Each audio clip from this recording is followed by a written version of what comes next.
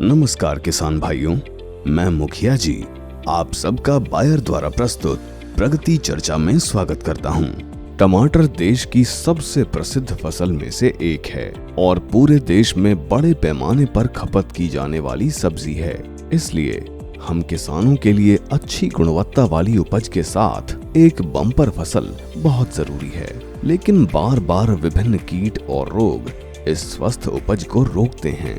आइए टमाटर कीट प्रबंधन के 2 भाग वाली इस कड़ी में कुछ प्रमुख कीटों और बीमारियों को देखें। सूत्रकृमि लक्षण, चूंकि ये जड़ों को प्रभावित करते हैं और सूक्ष्म गोल कृमि होते हैं, इसलिए इन्हें पहचानना बेहद मुश्किल होता है।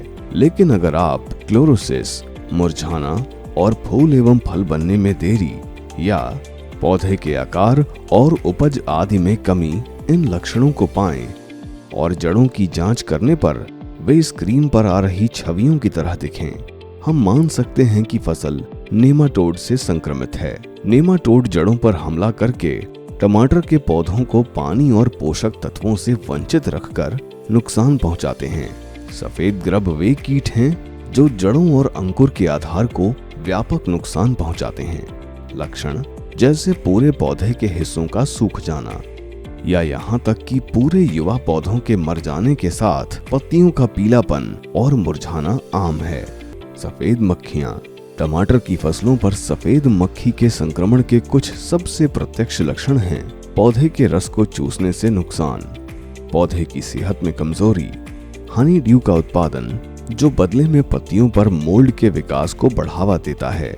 इनके साथ साथ सफेद मक्खियों के कारण कई अधिक हानिकारक लक्षण हैं, जैसे वायरस के vector, leaf curl virus LCV, Gemini virus सबसे गंभीर में से एक, मुरझाए हुए फूल, छोटे झुर्रीदार और पीले किनारों वाले मुड़े हुए पत्ते, फलों के सेट और आकार में कमी आ सकती है।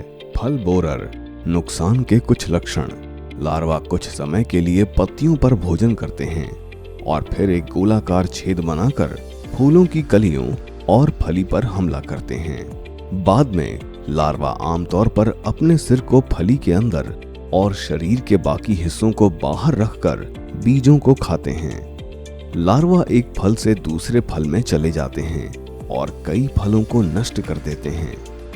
फल पर गोल छेद हेलिकोवर्पा द्वारा नुकसान की विशेषता है। शुरुआती ब्लाइट नुकसान के लक्षण, ये टमाटर का एक सामान्य रोग है जो विकास के किसी भी चरण में होता है। कवक पर्ण समूह पर हमला करता है जिससे पत्ती के विशिष्ट धब्बे और झुलसा पैदा होते हैं। शुरुआती ब्लाइट सबसे पहले पौधों पर छोटे काले घावों के रूप में देखा जाता है जो ज्यादातर पुराने पत्ते पर होते हैं। धब्बे बड़े हो जाते हैं और जब तक वे 1/4 इंच व्यास या बड़े होते हैं तब तक बीमार क्षेत्र में केंद्र में बैल की आंख के पैटर्न में गाढ़े छल्ले देखे जा सकते हैं। यदि इस समय उच्च तापमान और आर्द्रता होती है तो अधिकांश पत्ते नष्ट हो जाते हैं। तनों पर घाव पत्तियों के समान होते हैं। कभी कभी मिट्टी की रेखा के पास होने पर पौधे को घेर लेते हैं। फंगस भी फल को संक्रमित करता है, आमतौर पर कैलेक्स या तने के लगाव के माध्यम से। ये काफी बड़ा आकार प्राप्त करते हैं, आमतौर पर लगभग पूरे फल को शामिल करते हैं। फलों पर संकेंद्रित वलय भी मौजूद होते हैं। प्राथमिक चरण में शुरुआती ब्लाइट का प्रसार, फंगस सर्दियों को संक्रमित पौधे के मलबे में या मिट्टी में बिताता है जहां ये कम से कम 1 और शायद कई वर्षों तक जीवित रह सकता है। ये बीज जनित भी हो सकता है। माध्यमिक चरण में शुरुआती ब्लाइट का प्रसार बीजाणु पानी, हवा, कीड़े, मनुष्य सहित अन्य जानवरों और मशीनरी द्वारा ले जाया जाता है। एक बार में प्रारंभिक संक्रमण होने के बाद वे नए बीजाणु उत्पादन का सबसे महत्वपूर्ण स्रोत बन जाते हैं और तेजी से फैलने वाले रोग के लिए जिम्मेदार होते हैं। शुरुआती ब्लाइट के प्रसार की अनुकूल परिस्थितियों का कारण है गर्मी, बरसात और गीला मौसम। लेट ब्लाइट नुकसान के लक्षण, पत्तियों पर घाव, शुरू में अनियमित किनारों वाले पानी से लथपथ धब्बे, हल्के हरे फिर भूरे से लगभग काले रंग के हो जाते हैं। नेक्रोटिक और स्वस्थ ऊतक के बीच की सीमा पर पत्तियों के नीचे सफेद माइसेलियल वृद्धि दिखाई देती है। पेटियोल और तना के लक्षण समान, पौधे की तेजी से मृत्यु का कारण बनते हैं।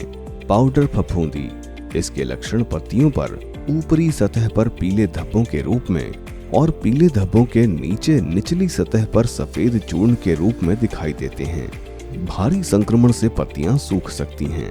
ये रोग गर्म अर्ध शुष्क क्षेत्रों में आम है। ग्रीन हाउस फसलों में बार बार रोग के लक्षण दिखाई दे सकते हैं। टमाटर कीट प्रबंधन की अगली कड़ी में हम इन समस्याओं से बचने के उपायों पर एक नजर डालेंगे। प्रगति चर्चा एक ऐसी विशेष वीडियो श्रृंखला है जिसमें बायर सेमिनिस आप सबको आधुनिक कृषि तकनीकों से अवगत कराएंगे।